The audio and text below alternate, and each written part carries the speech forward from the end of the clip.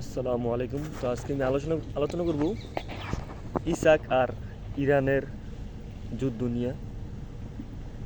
তো যেটা হয়েছে দেখতেই পারতেছেন, ইরান একটা কথা বলছিল যে এবার যদি হরমুজ প্রণালী দিয়ে তেল যায় তাহলে সেই তেলটা চীনা মুদ্রায় কিনতে হইব। দেখেন কি একটা খেলা খেলে দিছে।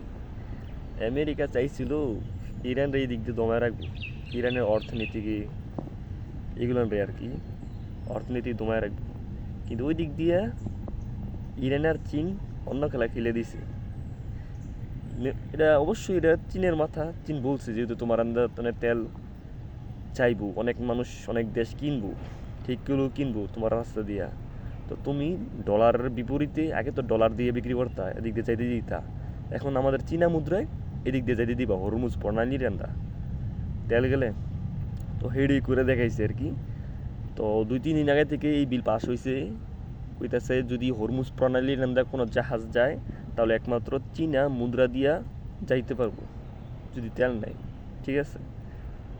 তো ওইটাই বলছে। এখন সবার এইটাই করতে হইব আর কি।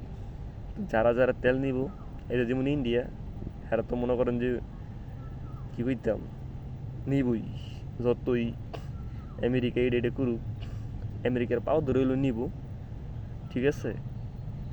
তো এই দিক দিয়ে কিন্তু একটা প্লাস পয়েন্ট পেয়ে গেছে চীনে, খেলা কিন্তু জমে গেছে। তো মনে করেন যে ইলুই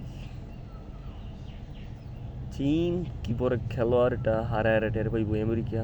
চীনের মাথা কিন্তু এমনি এমনি, চীন এত দূর কিন্তু এমনি এমনি আগে নেই। চীন চাইতেছে, একটা পরিকল্পনা আছে চীনের, চীন রাশিয়া, যে আমেরিকার যে ডলার, এই ডলার কারেন্সির মাধ্যমে যে পুরো পৃথিবীতে লেনদেন হয়, ব্যবসা হয়, বাণিজ্য হয়, এটা ধ্বংস করে দিতে, ধ্বংস করে ওদের একটা ব্রিক্স সংগঠন আছে। আমেরিকার যেমন ন্যাটো সংগঠন, তো চীনের ওরকম ব্রিক্স সংগঠন আছে। তো ব্রিক্সের যে মুদ্রা, ওটা প্রচলন শুরু করবো ওরা আর কি।